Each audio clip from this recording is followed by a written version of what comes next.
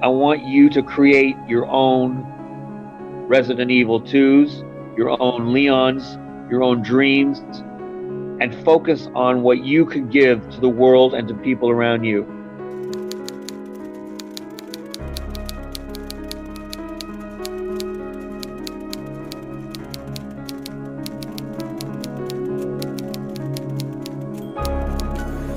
I will always remember you.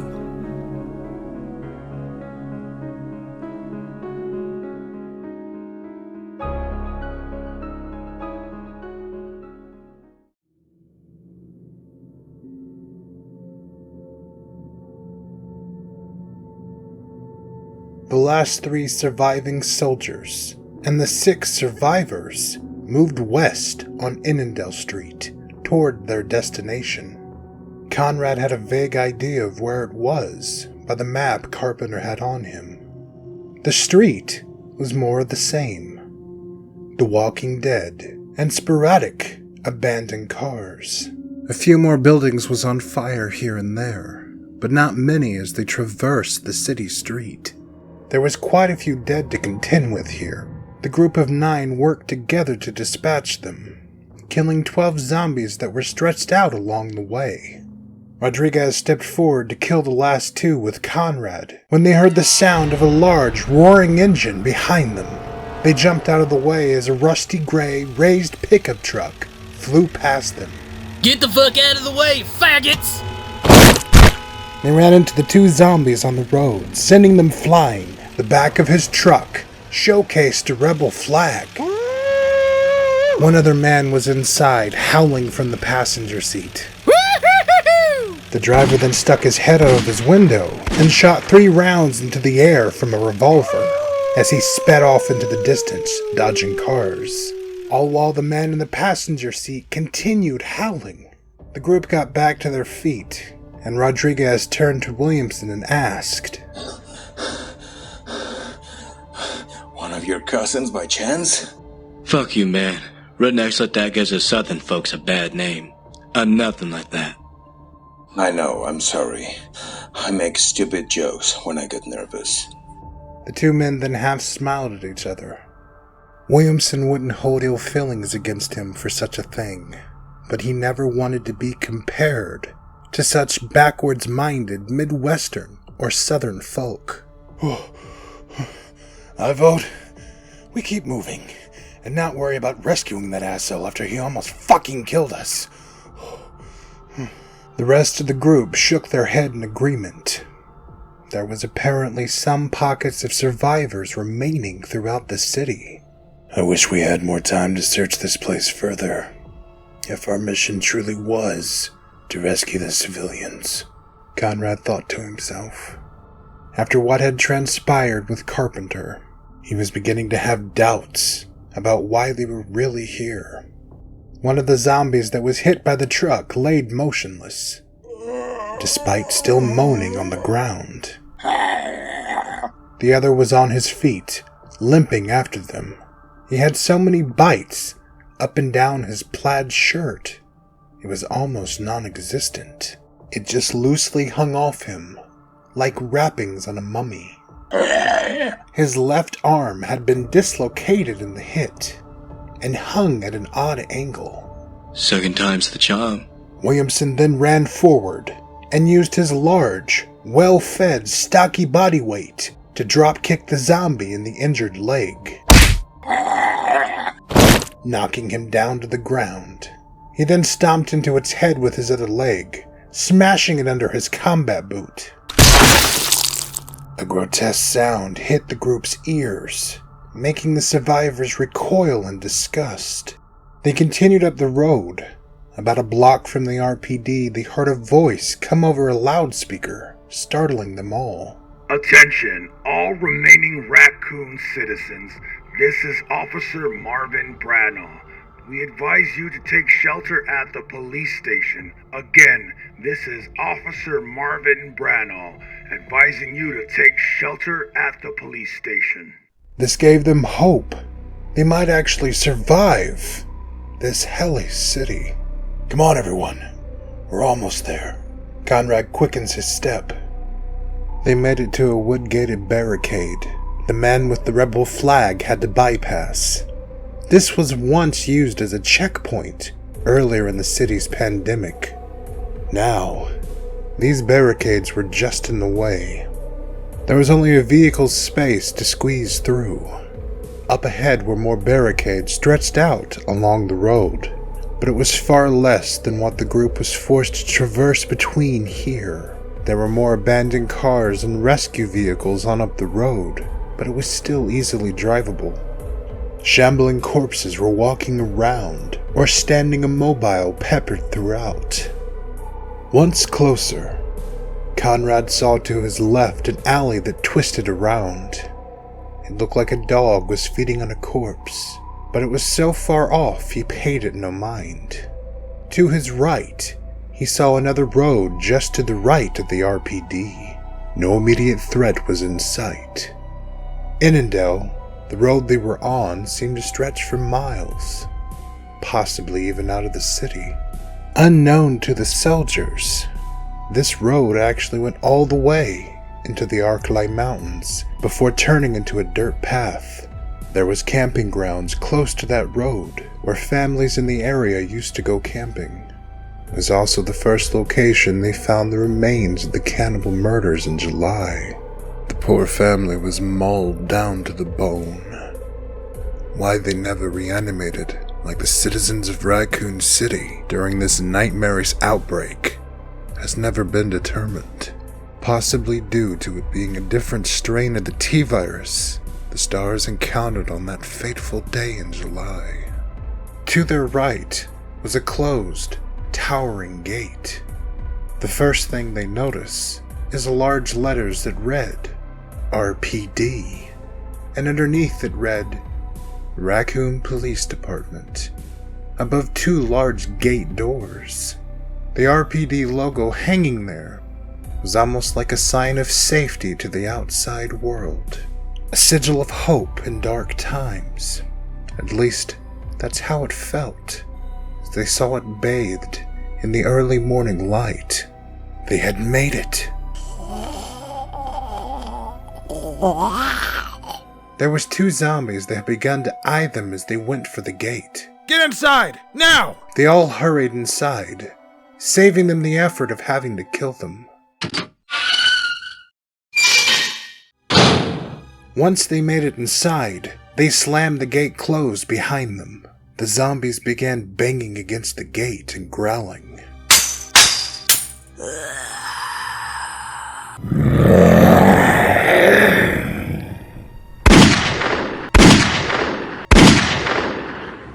Three gunshots in the distance distracted one of the zombies, and he began to shamble away towards the sound, dragging one of his legs in the process.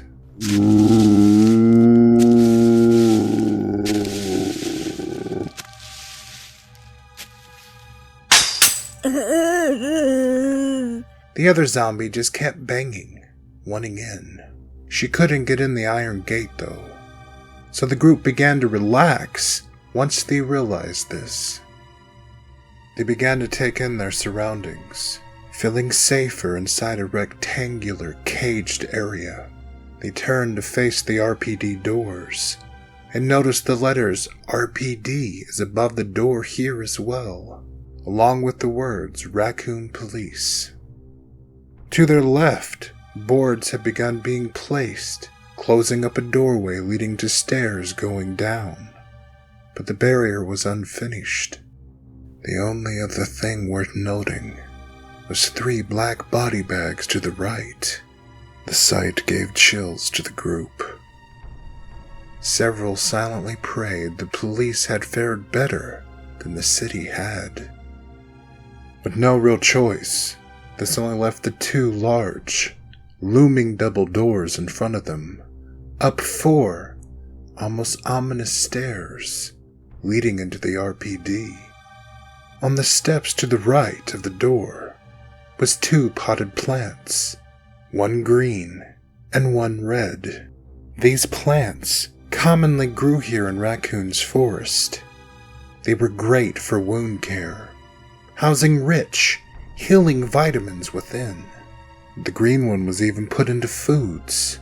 The most popular was herb ice cream, sold in every grocery and convenience store here in Raccoon City.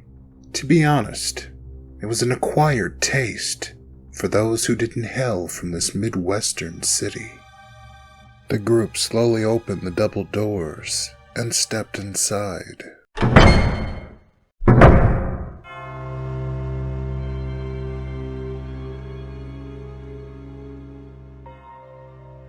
They were greeted by a derelict lobby, but despite the area looking about as good as the outside, and it being turned into a makeshift hospital, an odd sense of calm washes over the group, possibly due to the giant female statue looming over the room in the back like a guardian sentinel. The room was 3 stories high, but it was hard to see the 3rd floor from down here. Sunlight shined down on the room from skylights, vividly showing off every monstrous detail of the room that screamed. The R.P.D. wasn't spared of Raccoon City's crisis. A desk was directly in front of them with a typewriter on one side. A wood post rose up off it, with a sign attached saying, "Police Desk." A dolly with boxes full of office supplies was in front of the desk, left here from before the outbreak. 2 pops in the distance to their left, a clear and obvious sound of gunfire. There were at least survivors for the time being. Okay, everyone stay together.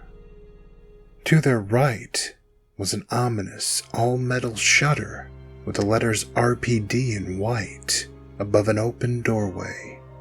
To the left was a switch on the wall to lower and raise the shutter. Within the open doorway was a hall lit up, stretching left. Williamson thought he heard something shift inside, but kept it to himself. With the gunshots in the distance the other direction, they might need to help someone who was still alive. That needed to be their priority for the time being. They headed down 4 short stairs in front of them.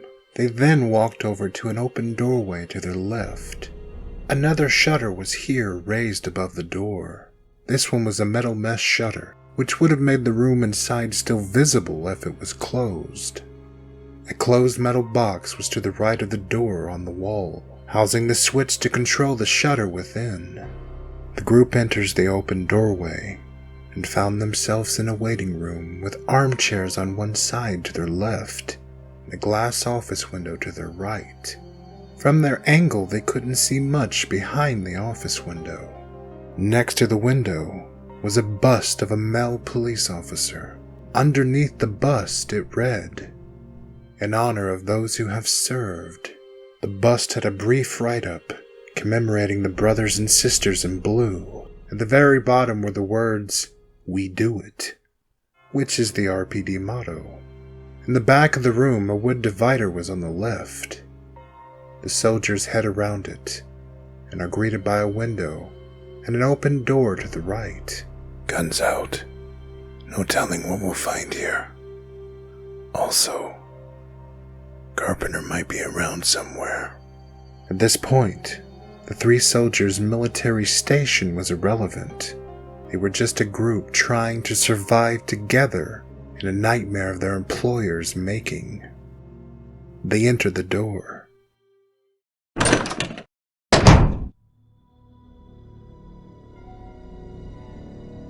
On the other side of the door, they find a dimly lit hallway, illuminated mostly by the sunlight of the early morning pouring in through the windows at the end of the hall. They began to head down the corridor a short ways.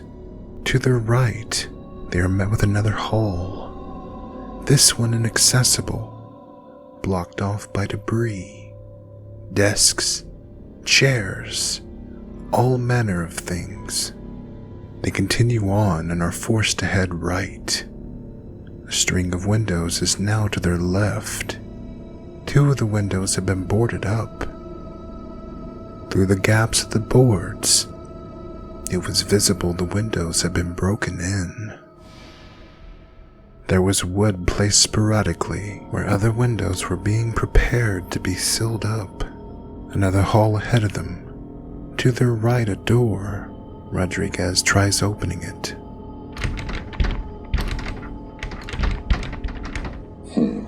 Not happening. It's locked. A sign reading records was around the door.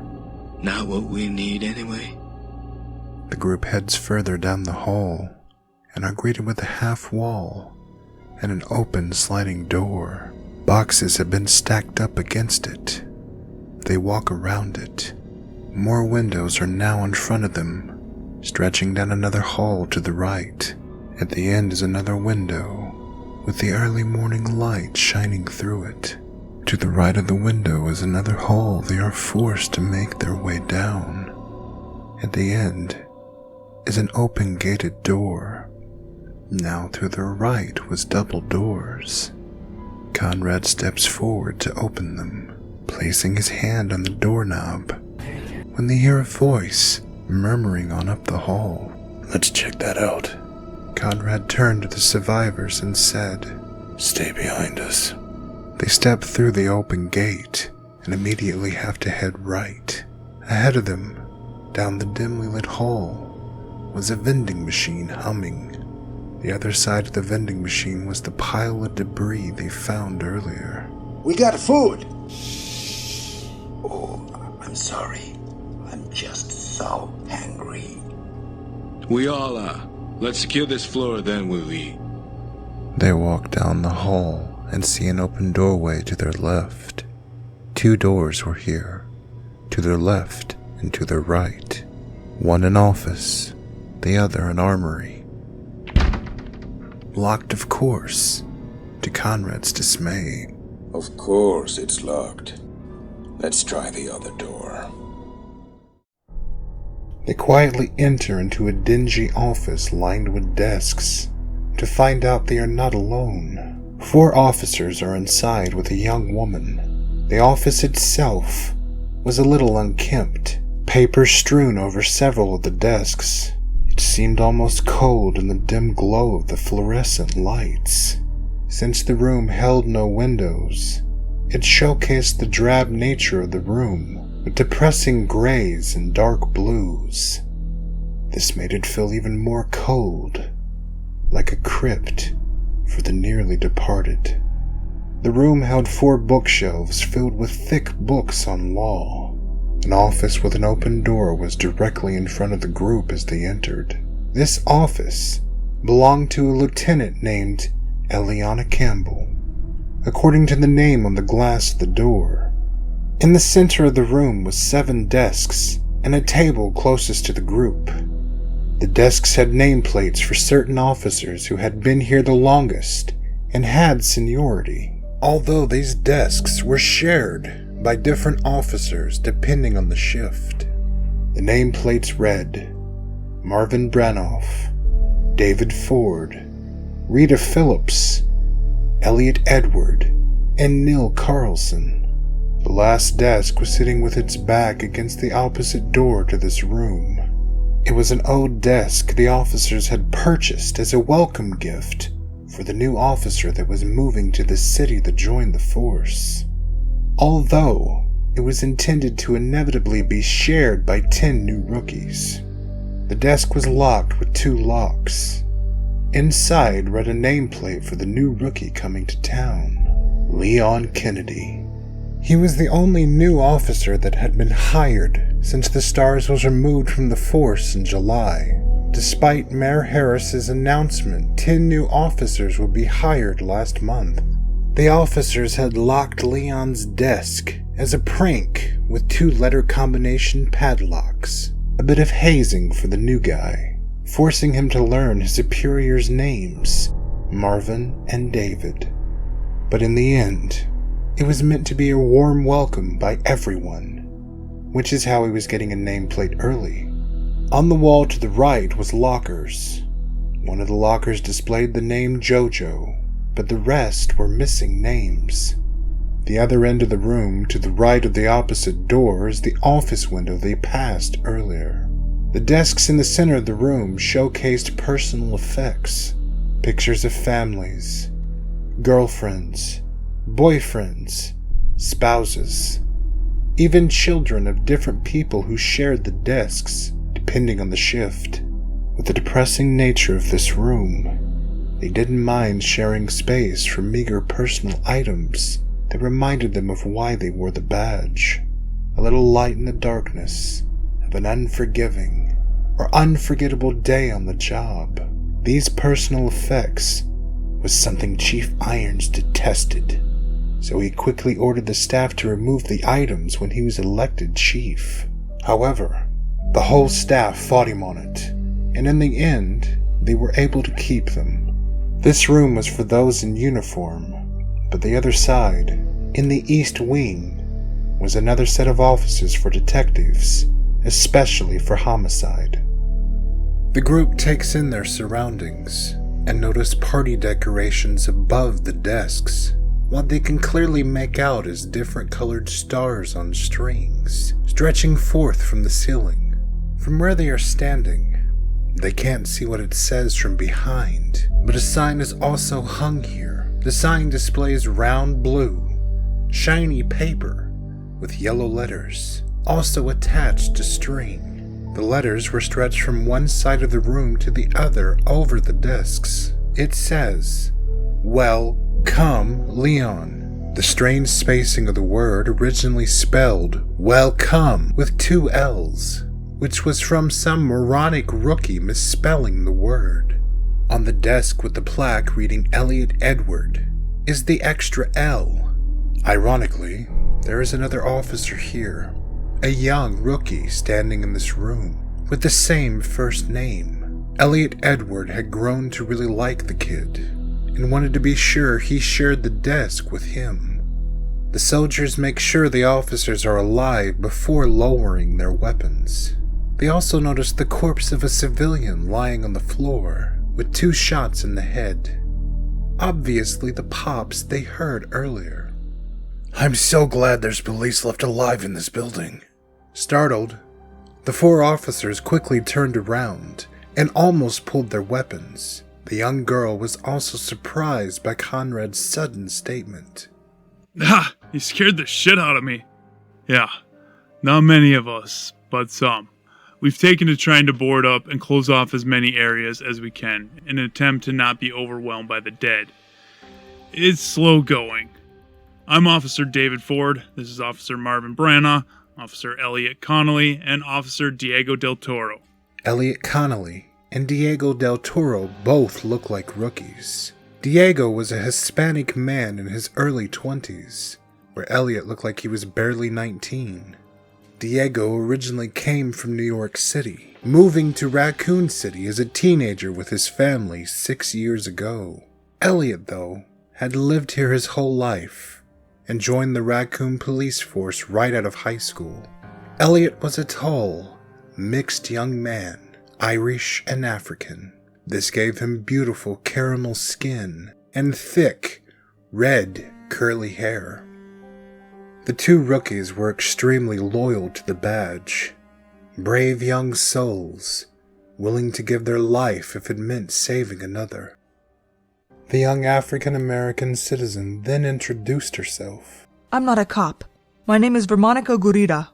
Like Elliot, she looked to be right out of high school, or possibly still in it. Conrad couldn't tell. She was standing tall and confident, despite her small stature, where Elliot was standing close to her, as if he didn't want to leave her side. The 2 were clearly together, or harbored feelings for one another. It's nice to meet you, Vermonica. All of you. Well, as nice as it can be under the circumstances, I guess. I'm Lieutenant Conrad. This is Lieutenant Rodriguez and Private Williamson. The survivors here, I actually haven't caught their names yet. Conrad said this in an almost selfish attempt to get the familiar-looking woman's name. The group then began speaking their names one after the other. Brian Henriksen. Alexander Lincoln. Jessica Curtis. Sarah Weaver. Talon Hopkins. Then the familiar-looking woman finally said her name. My name is Veronica Price. How has all this went for you since all this started? Fubar. Before this began, there was 185 sworn men and women and 100 unsworn we deputized. That's like Berkeley, California. I never knew there was that many of us here. Yeah, there was a lot. At least it felt like a lot before all this shit began. Marvin pulled a chair out and sat down at his desk. Now there's only 77 of us left that's confirmed, as far as we know. So many have died or went missing. It's hard to have an exact count. Lack of sleep isn't helping, Matt. Yeah, and that number dwindles as more time passes. Yes, there's only 10 of us still here at the precinct. A few are in the lounge getting some sleep. We sleep in shifts now. Never been more thankful for those beds. The rest are working trying to seal up or fix something throughout the precinct. This piece of shit building has chosen now to start falling apart. As if we didn't have enough to deal with already. A frustrated look appeared on Marvin's face. He looked like a man who was stretched to his breaking point. The rest of us are in different parts of the city, trying to rescue more people. We haven't been able to help as many as we hoped. There's only a few survivors here. They're on the other side of this building. Marvin then pointed to the east wing. I hate to ask, but we need some food if you can spare it. We haven't ate in... well, this is day 2 for us. I don't know about the survivors here. Have you eaten? We ran out of food yesterday. David then sat down at his desk, pulled a drawer out, and grabbed keys on a keychain. I have the keys to the soda machine, but been trying to wrangle down the keys for the vending machine. Or we could just break the damn thing open. I actually should have done that now, come to think of it. We've been dealing with a lot. We didn't think of it either, David. David shook his head with a haunted look on his face. Something terrible that had transpired during this had returned to his mind. Anyway. First, may I ask why your soldiers are here? We saw you land in parts of the city last night. You're not U.S. military. We were sent in by Umbrella to rescue survivors. We have a chopper inbound here. We are supposed to radio them before noon to have them land. If no one radios them before noon, they leave. An evac will be moved to a different location. Our supervisor was having trouble getting signal with our superiors last night. I haven't tried yet myself, but I'm hoping we have better luck. Have you seen another soldier here by the name of Carpenter? Conrad wanted to kill him, but he wanted the survivors safe more. And he wanted out of here just as much as they did.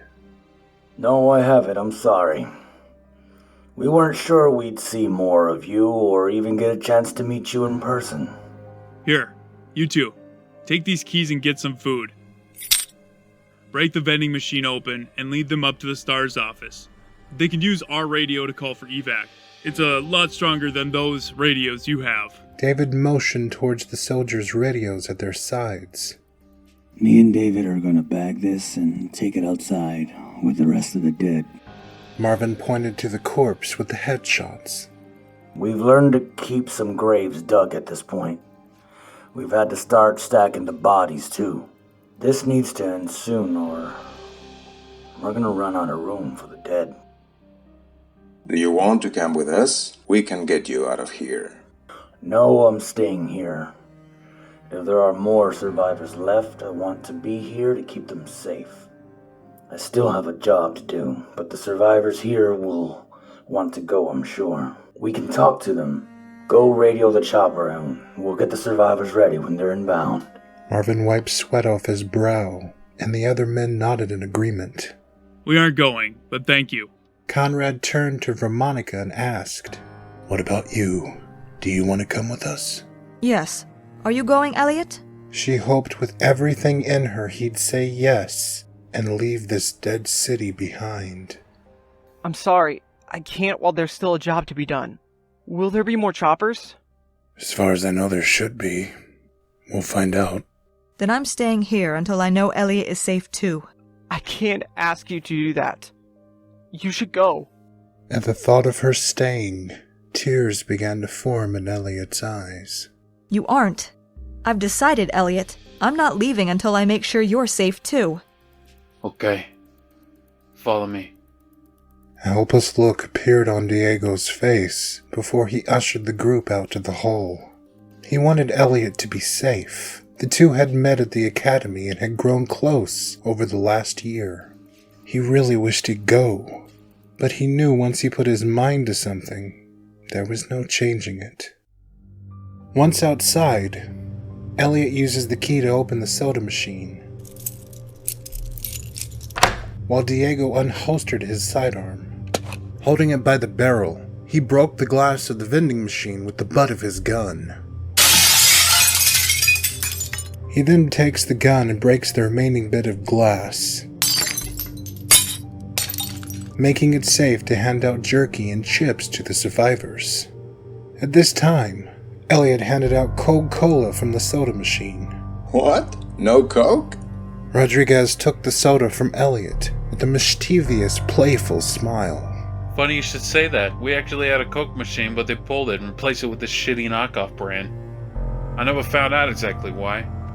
Something about Irons not wanting to pay the extra fee for Coke to keep it here in the police station. Ah, of course. It always comes back to cheapskate Irons, wherever the hell he is. Hope he stays there.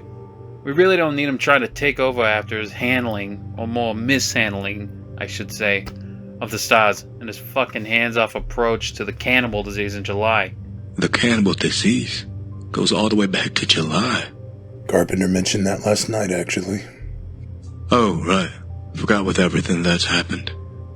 Yes, lots of disappearances. Lots of deaths with hikers and campers in the forest. We are led to believe it was a cannibal cult at first, then a cannibal cult and animal attacks. The Stars said they found evidence Umbrella was to blame for it all during an incident in Raccoon Forest involving a mansion owned by Umbrella. The mansion was destroyed, and the mansion incident was ruled an accident. Umbrella stated it was destroyed due to the mishandling of chemicals in the basement. However, Stars claimed differently and never stopped, even after their suspension. They became the town joke, and with saying they found zombies and monsters in Raccoon Forest, they had to be taking drugs. I interviewed Jill myself. She stated Umbrella was responsible, and they were conducting illegal experiments in a secret lab underneath the mansion, which sounds absurd, but it's not as absurd as you might think. They call the experiments bioweapons. Despite us working for them, I think the three of us have came to the conclusion Umbrella needs stopped. At least I have. His fellow soldiers shook their heads in agreement. Fucking right they do. Jill called them bioweapons too. I tried to point out to the staff at the Raccoon Press that it's absurd to believe every Stars member was on drugs, but they wouldn't listen. They just swept it under the rug, along with the cannibal murders. After the mansion incident, the cannibal disease report stopped, until this month. Anyway, after the mansion incident, only one Stars officer, named Brad Vickers, was allowed to stay on. Yeah, our hero. Elliot rolled his eyes before he continued. In any case, the Stars were clearly right all along, after what's happened here. Clearly. Irons said they couldn't pursue the case any longer, due to lack of evidence from the fire. I call bullshit. Let's put it this way. The article you wrote at the Raccoon Press about Irons and his paintings was spot on. Doesn't make much sense how we can afford it. It opened my eyes to him and I don't trust him. You recognize my work? Yes, I'm a big fan. Diego winked at Veronica, making her blush. On that note, follow me. Elliot smiled at Diego's flirting before he ushered the group down the hall, past the armory and the office. Conrad wanted to signal the chopper before they rested and ate. He figured if they ate quickly, then gathered the civilians, they could make it to wherever the landing pad was before they arrived. If not, they can fucking wait after all the shit they've put us through, Conrad thought to himself. They took a left and headed down the hall, food in hand. To their right was another small hall, ending with a door to their right, under the stairs. However, the two officers led them up the stairs.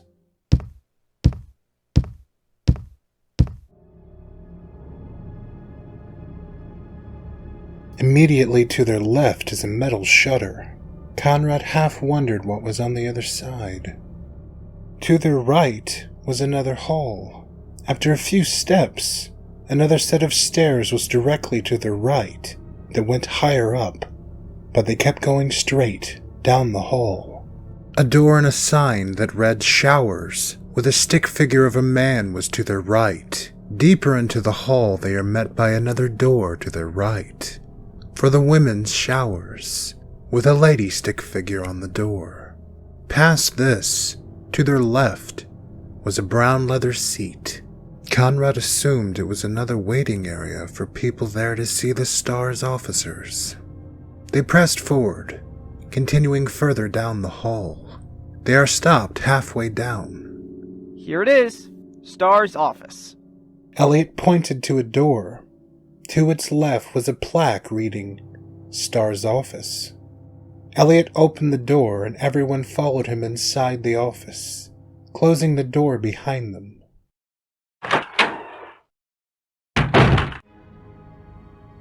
Inside, they were met by desks. The entire room was much more orderly than the rest of the precinct, but still was somewhat out of order. To their left was an office with Captain Albert Wesker on the door, unchanged since before the mansion incident, since no new stars had been hired by Chief Irons as of yet. I wish the stars were still here. We could really use their help. We still have Brad Vickers, wherever he is. Again, I wish the stars were still here. We could really use their help. Here it is. Help yourself. Elliot pointed to a large radio transceiver to the right of the room. Wow, nice. We keep trying to signal the government. When they actually answer, they just keep saying the same shit, that they're aware of the situation and devising a plan.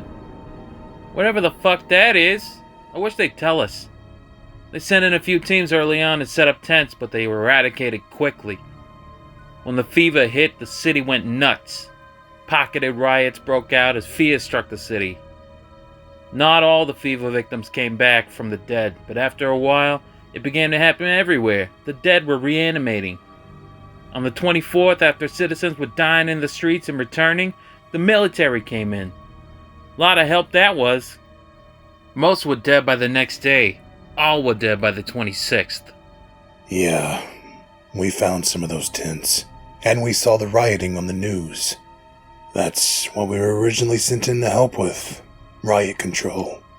Secondary was helping with the fever and getting citizens to safe zones throughout the city during the riots. Not that any of that is helpful now. This is beyond what any of us are capable of. There's too much happening and too much crazy shit for us to ever be enough.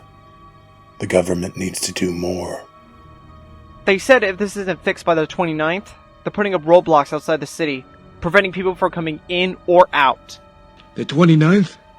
Why so long? Our governor here in Missouri, Mel Canahan, has a hands-off approach to this whole thing. They keep acting like if they don't handle it, the city's pandemic will blow over, or it doesn't exist if they ignore it, all while this city consumes itself. We've even tried contacting St. Louis for help, but they said we're too far south for them to offer assistance. So we tried Evans City, and they said they don't want to risk their people assisting in our pandemic. We're fucking alone here! Eventually the virus will spread if we aren't helped. Stupid motherfuckers! They should be helping! This is on them! Diego was so angry he fought the urge to put his fist through a wall. The officers had been pushed so far past their breaking point. The line wasn't even visible anymore. Their spirits were continuing to shatter the longer they were trapped in this graveyard that was once Raccoon City. Conrad didn't know what to say. None of them did. He had only one option. Only one way to possibly save these people. Only one way to help. So he went to the radio, put his food and soda down, and turned the transceiver on. He then switched to the right frequency to reach their superiors. This is Lieutenant Conrad of the UBCS. I have survivors here with me at the Raccoon Police Department. We are requesting immediate evac for all of us. Over.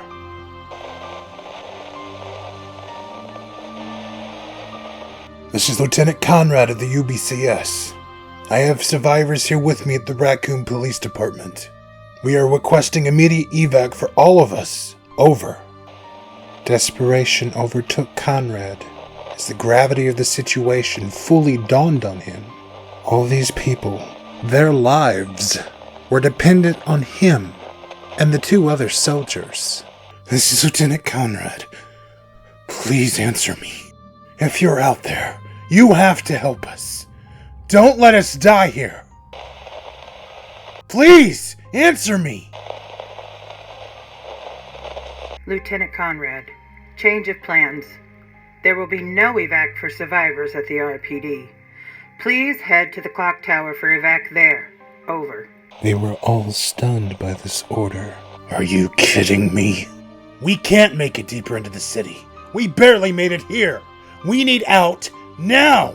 Please, send a chopper. Over. You heard your orders. If you want evac, you need to head to the clock tower and signal the chopper you are ready. Your supervisor can show you the way. Is your supervisor still with you? Over. Conrad paused for a moment, unsure of what to say. After making a decision, he held down the switch to talk again. We were separated. Our supervisor's name is Richard Carpenter. Can you tell us where we were to go after the R.P.D? We can rendezvous with him there. Over. Let me look. Your supervisor was given new orders. His next location is City Hall. Please head there now. Your supervisor can show you what to do once at the clock tower. You do know your supervisor is your main priority. Keep him safe. Over and out. The cold voice finished speaking, and Conrad almost laughed. How right they were. Carpenter was now his main priority. Conrad realized they weren't going to tell him what he needed to know. Their cruel way of forcing us to work with our supervisor, he thought to himself. This made him hate Umbrella all the more. We don't have a map of the city handy in the state this precinct is in, but I can draw you a map to City Hall. Elliot grabbed a pen and some paper from a very tidy desk next to a shelf full of first-place trophies for shooting. He took a moment to push a couple books on guns out of the way before he began drawing a crude sketch. This doesn't count the roadblocks, but this will show you the streets. I'd send it by Kendo's if the damn road wasn't out. Yeah, I don't see the city finishing that now. You'll have to head back out front and down the street a ways. There's a road on Endale Street that will take you there. It's to the right of precinct if you're facing it. Thank you. Beyond words. Just get these people out of here. We don't have a way out yet, and we're not sure we will anytime soon. We're kind of waiting on help. So as of right now, you're that help. Elliot's words caused his partner Diego to look down with an expression of frustration and somberness that made Conrad wish they would come with them. Wish we could fucking do more. What good are these damn badges if we can't save them from what's happening? Let's just do our best. It's all we can do. Maybe the military will come soon if you guys can't help. This made the three soldiers feel almost helpless. They all wished they could do more. With a holier-than-thou look, Jessica Curtis snapped. It's your job to help us. What good are you if you can't? We pay your damn wages with our taxes so you can help us. Yeah, protect and serve. That's your whole job description. This made Sarah Weaver, Veronica Price, Alan Hopkins, and Alexander Lincoln uncomfortable. Actually, it angered Veronica. This isn't normal circumstances. They're putting their lives on the line to make sure we're safe, plus staying behind for more civilians. What more could you ask for? This shut the two up, but not before Jessica made a pompous sound through pursed lips. Conrad tried changing the subject, attempting to bypass the fight brewing. We're going to eat. But if you decide to come with us, please tell us. We can get you all out of here. Nah, Elliot's right. There's still survivors here. Plus, we still need to lock this place down for when the other officers arrive with more survivors. We're going to eat quickly and then leave. We'll try to hurry best we can while we're out there. Can we eat in here? Yes. Meet us back downstairs where you found us before you leave. Enjoy the food. The two men then left the Star's office, closing the door behind them. The survivors sat in the chairs at the desks, but the soldiers decided to sit in chairs at the radio transceiver. Jessica Curtis sat at a desk with a computer, far away from the group, just to the left of a gated door for the Stars' personal armory. All that was left inside this armory was an MQ-11 submachine gun and a Lightning Hawk Magnum. One other item was left in this armory. A coded letter from Chris Redfield he had sent to Brad Vickers for him to share with his fellow X-Stars members, Jill Valentine, Barry Burton, and young Rebecca Chambers. He was unable to send it directly to Jill, Barry, or even Rebecca, because they were all being watched closely by someone. Whether or not that was Irons with allies at the R.P.D., or Umbrella themselves remained to be seen. But in the end, was there really a difference? The key to unlock this door was missing, and this armory wouldn't be unlocked until two people by the name of Claire Redfield and the aforementioned Leon Kennedy comes to town. Veronica sat on the floor close to the soldiers, wanting to talk. How did you guys come to work for Umbrella, if I may ask? Well, me. I'm a merc of sorts. I signed on with them because they were paying well. I had all these skills from the military. It's all I really knew. It was re-enlist with the army who pays dearly, or join Umbrella and get paid well. I naturally chose Umbrella. Not that I've used any of the money, it goes back to my family, wife and kids. 2 girls, actually. It wasn't easy getting a job in the 80s that paid anything worthwhile with me being Mexican, even though I was born here in the United States. The 90s hasn't been any better. You know, people see Mexican and they see lazy alien here to take our jobs, to put it kindly. Unless you want to stand at Home Depot and get paid shit. This world is really messed up. I can't agree more. I know, right? So after I got married, I decided the best way to support my wife and twins on the way was to join the military. After my first tour of 4 years, I went straight from the army to Umbrella, getting to go home for only 1 month. 3 months ago they put me with the UBCS. This is my second mission under this division. I actually haven't seen my family in 2 years.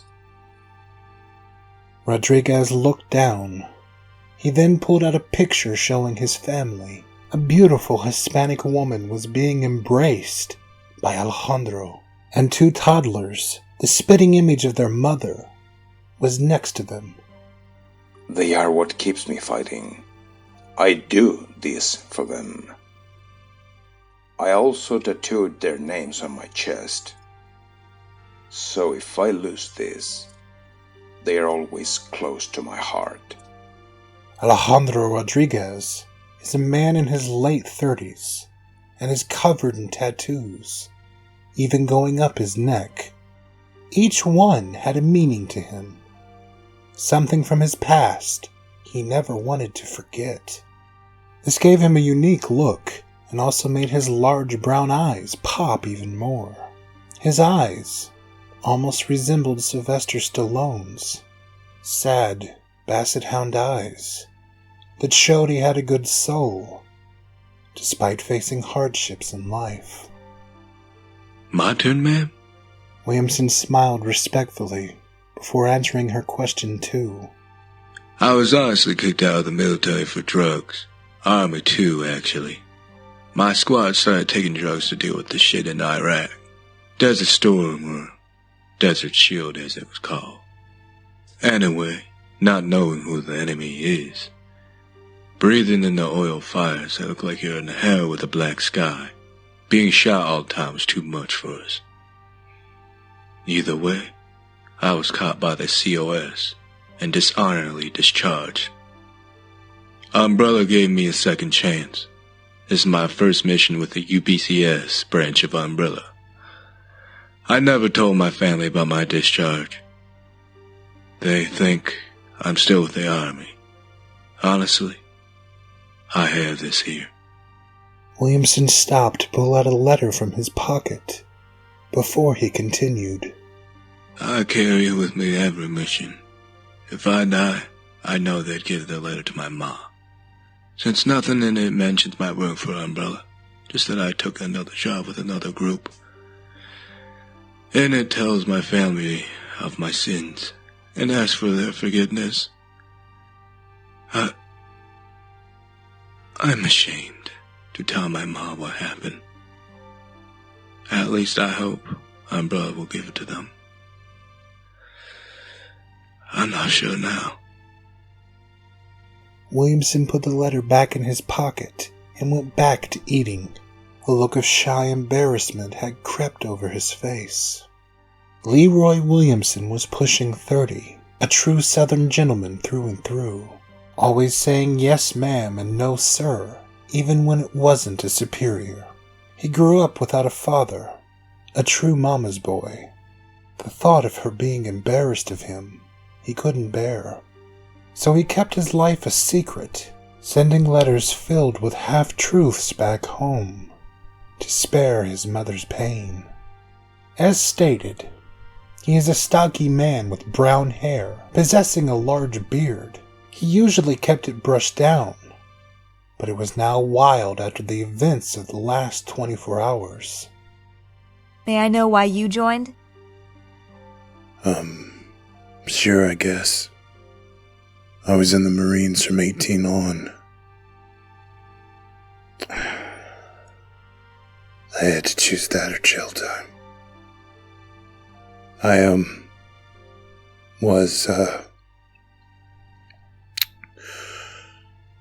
was caught robbing convenience stores and was facing 10 years behind bars for armed robbery. I robbed a few places. It took some convincing, but the judge let me join the Marines instead of giving me a criminal record. I had no idea what I was getting into there. 6 years, I think I was with them. Once I finally made it home, I couldn't have been happier. I was ready to see my family again. Not that I had much left. Just a sister.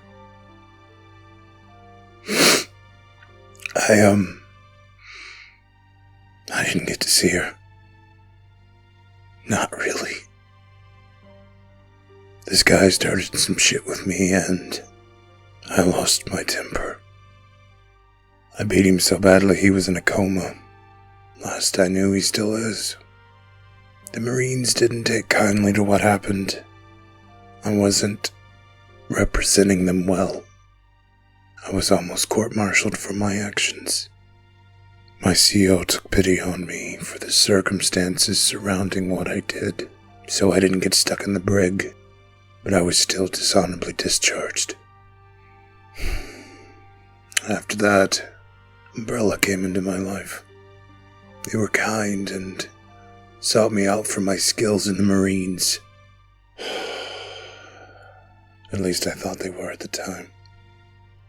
You don't join the UBCS or Umbrella's military and not either be a merc or dishonorably discharged.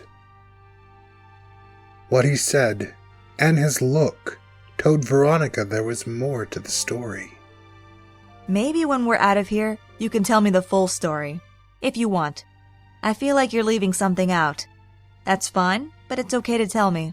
Veronica smiled at him with a respectful, reassuring smile. Her intrusiveness surprised Conrad, but it didn't bother him. With their situation, she could ask. He had no problem obliging, knowing she may not be alive much longer. A disgusted look appeared on Brian Henrikson's face as he said, "So you're the dregs of society. You're the ones leading us out of here? A soldier for hire, a drug addict child missing his mommy, and a convict?" Jessica Curtis nodded in agreement, with a sour look on her face, like she smelled something foul. The rest of them were clearly outraged by the man's statement. Hey, this child convict and soldier for hire don't need to help you get out of here. Maybe we should leave your ass here. See how far you get without our help. Yeah, shut the fuck up. Thankful to have them with us.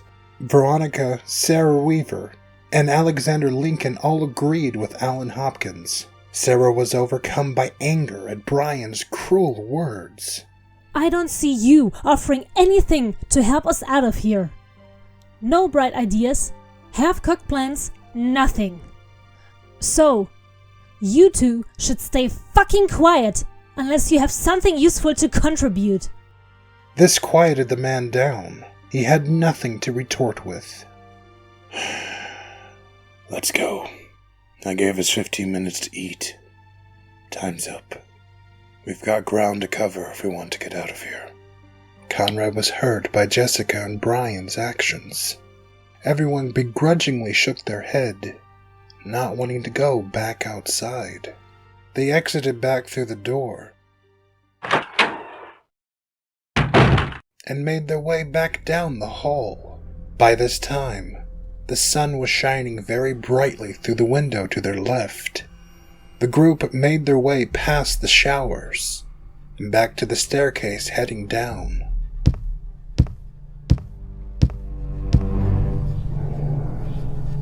They headed back to the office like Elliot instructed. On their way back, they heard a raised voice from the hallway. He's coming! They entered the office and walked in on a man with a yellow vest and military pants freaking out to the other officers. He almost looked like an addict, needing a fix. He was so twitchy and frightened. You don't understand! This can't wait! He's coming! I have to find Jill! You really don't know where she is? Brad, calm down. What the fuck are you talking about? Who's coming? And Jill might be in her apartment if she's still with us. I haven't had time to check in on her. That's when she'd actually stop to rest. If she isn't there, last thing I knew she was rescuing as many civilians as she could, taking them to a warehouse in New Prague or a few here, if she was close enough to the area. It's been 2 days since we last seen her. I actually haven't realized that till now. With what all the officers had been through, time had become almost meaningless. It was just survive and go from one problem to the next, only stopping long enough to sleep and eat. Taking turns on watch until the next crisis was getting to them. I tried her apartment. He's after STARS members. He'll kill us all. I have to get out of here. The man ran for the door to the main hall, half tripping on the short stairs leading up to the door. I have to find Jill. What the actual fuck was that about? Marvin rubbed his hands on his face in disbelief. I'm not sure. Chicken shit Vickers is always scared of his own shadow, but I've never seen him this bad. I'm kind of wishing he fucking stayed missing now. I don't know if Diego and Elliot told you, but not to pile on, but we've got bad news. Yeah, unfortunately, The chopper isn't coming here. Yeah, they want us to head to the clock tower for evac now. Can this day get any worse? At this point, I would fucking bet on it. No, they hadn't had a chance to tell us. Vickers kinda interrupted. Listen, I can't offer much, but I can offer this to help out. Follow me. You 6 stay here, please. David ushered the soldiers to the locked armory across the hall. He pulled out a key, unlocked the door, and entered.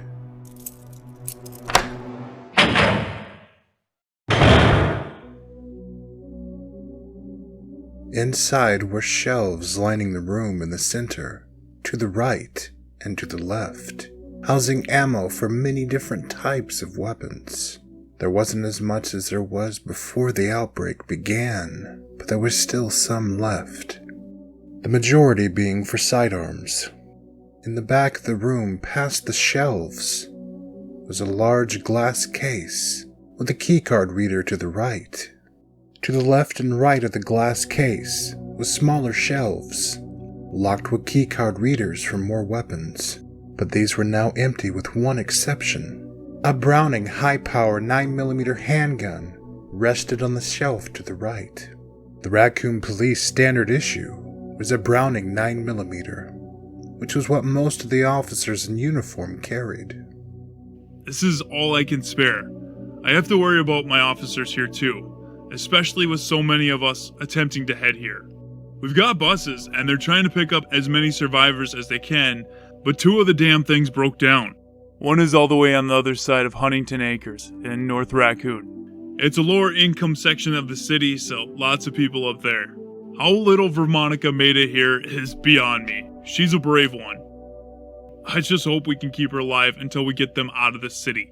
Here's what I can offer. He gave the men a few clips for their Glock 17s. Thank God, I'm completely down to my Glock. Williamson was still carrying his empty AK-47 Umbrella had given him. He hoped he would have found ammo for it by now, but didn't want to leave it behind just in case they do. Here then, you'll have something a little stronger. David walked to the glass locker in the back of the room, pulled out a keycard, and put it in the reader. The red light on the reader turned green and beeped, followed by a click. David was now able to pull the sliding door open. Behind the glass was a line of shotguns and a lonely grenade launcher. Here, take one of these. We're down so many officers, we have an extra one now. This belonged to,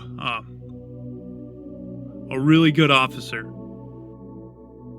She was attacked while protecting me early in the morning when a few of the dead tried breaking in. After that, we just really have to secure this place better. David's eyes glazed over with tears. He was seeing what had transpired flash before his eyes.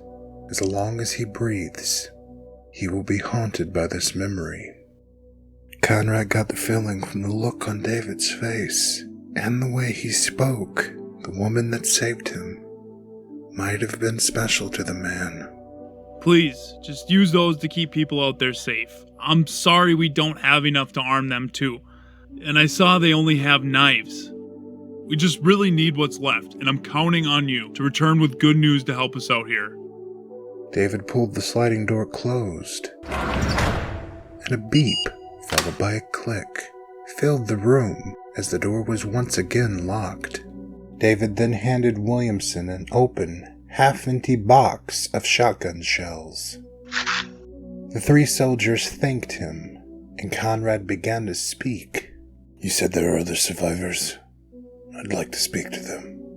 Overcome by emotion, David just nodded his head yes, and led the men out of the armory. He then closed and locked the door behind them before heading back into the office. Once inside, David spoke again. Let's check in on the other survivors. The soldiers want to meet them. Yes, follow me. After he said this, everyone, including the survivors with the UBCS and the young survivor named Vermonica followed him up the short stairs to the main hall. As Conrad made it to the door, he noticed a strange symbol above the door handle in the shape of a blue spade. This confused him, but he needn't worry with it, so he pushed it out of his mind and closed the door behind him. Marvin then walked the group up the short steps to the right, leading back to the front door. He went into the area on the other side with the large open gate where Williamson thought he heard a noise earlier. Inside was about 23 survivors. Sleeping bags strung the floor of the dimly lit hall, with sporadic open cans of food, backpacks, clothes, and blankets. All of the survivors wore the same grim look as they looked up to see the soldiers. The fluorescent lighting of the dim hall made their looks all the more haunting. Are the military here? Are we saved? We can't take all of you, but we should have room in the chopper for about 6 of you. I'm sorry. We plan to come back if we can for the rest of you, even if I have to fly here myself. Conrad wished he had more to offer them. Take us! Take us where? You seriously expect us to go back out to the streets? Dario, calm down. If there's a way these people can help us, we should go. The woman tried to calm him down as she held tightly to their young daughter. No! It's too dangerous! Where do you propose to take us? Our evac is at the clock tower. That's all the way across the damn city! There's no fucking way. It's too dangerous. We should wait for the military. Marvin looked down with a hopeless look. We don't know if the military is coming. I'd rather wait here, where it's safer. There's some weird shit on the streets. We shouldn't leave. Alexander Lincoln tried hard to convince any of them to come with them. This isn't smart. We should actually go to a place where there's a means to escape. Vermonica didn't like this either. Even though she was staying for Elliot, she wanted as many to go as possible. So she spoke up, hoping they'd listen. He's right. You should go. And how do you propose we decide the 6 people who go? Draw straws? No thank you.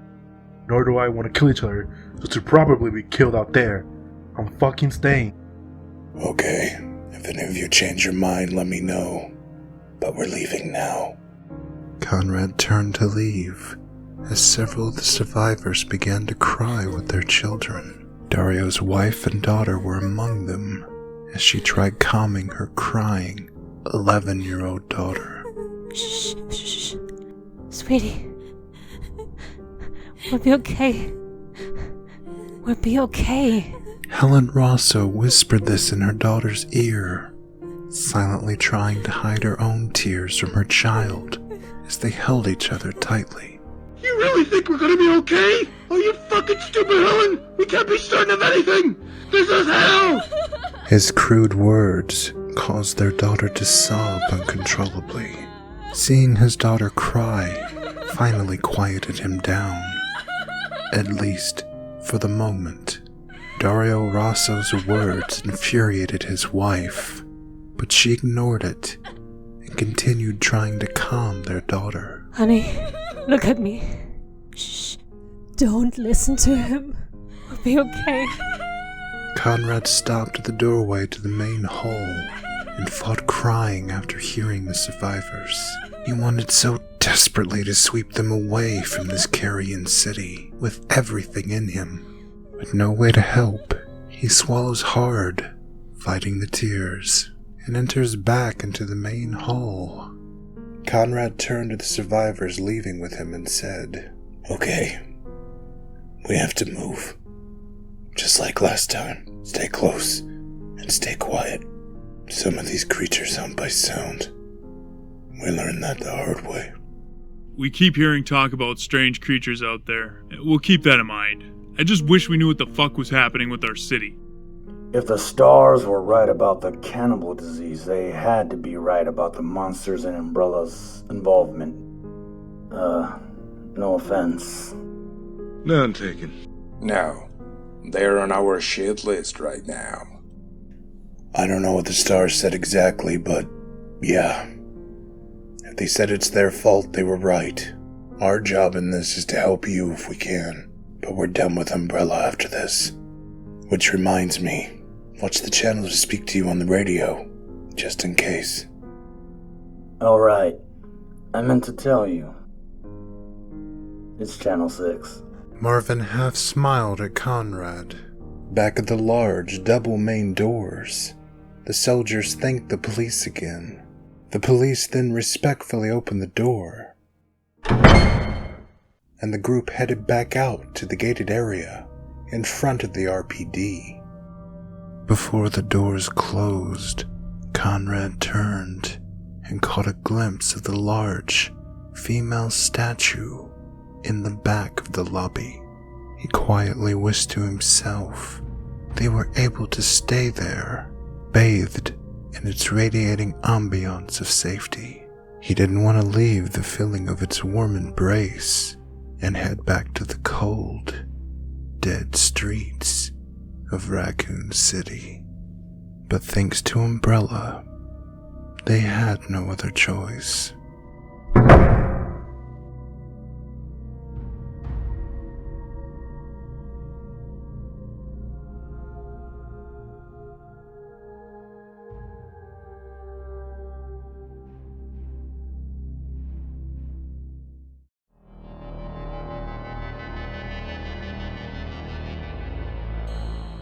I have no idea where he is, so let's get to looking quietly and quickly.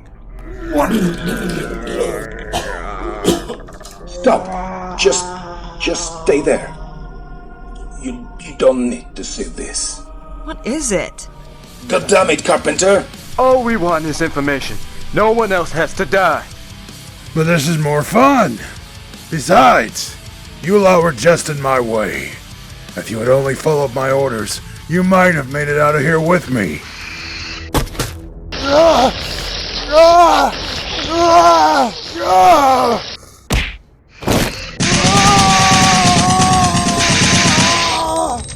While holding it off him with one hand, preventing it from biting him, he grabbed his survival knife off his belt and stabbed it up through its neck, into its brain.